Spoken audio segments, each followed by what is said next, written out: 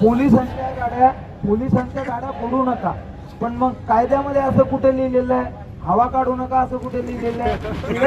त्यांच्या गाड्या मग हवा काढायची कुठल्या कायद्यात बसतो? होऊ द्या ना, केसेस करतील ना, दुसरं काय करतील?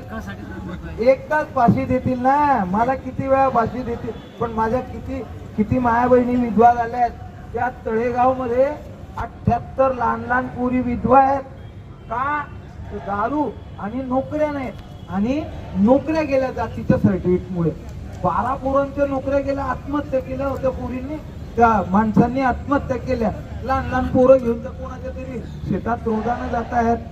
आरक्षण नाही, जातीचं सर्टिफिकेट नाही, एसबीसीच्या सर्टिफिकेटवर नोकरीला लागले, एसटी वर लागले आणि एसबीसीच्या व्हॅलिडिटी दिल्या ना आता ते अधिसंख्य म्हणून घरी आहे.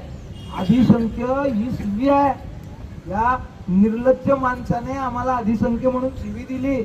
अधिकृत शासनाचा 3 तोंडाचा सिंहाचा शिक्का मारून आम्हाला शिवी देतोय, तो अधिसंख्य म्हणतोय.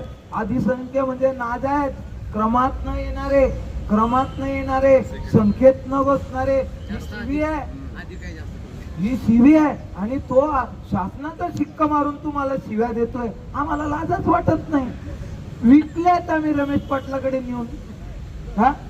या परत मिळवा.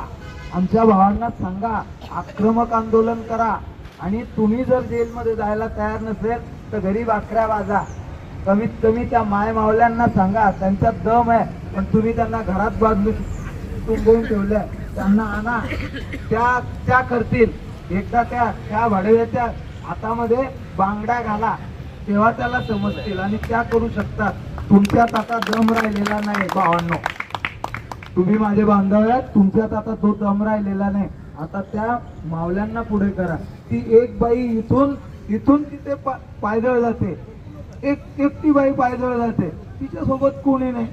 आता ती दारूचं आंदोलन करते, तो भाग वेगळा आहे, पण आंदोलन करते हे महत्वाचं. हो, आंदोलन करते हे महत्वाचं. म्हणजे आमच्या सोबत येते आणि आमच्या पुढे दारूचं आंदोलन चालते आणि जातीचं आंदोलन, जातीचं नाव सांगून दारूचं आंदोलन करते. अशी आमची गंमत आहे. ह्या वास्तववादी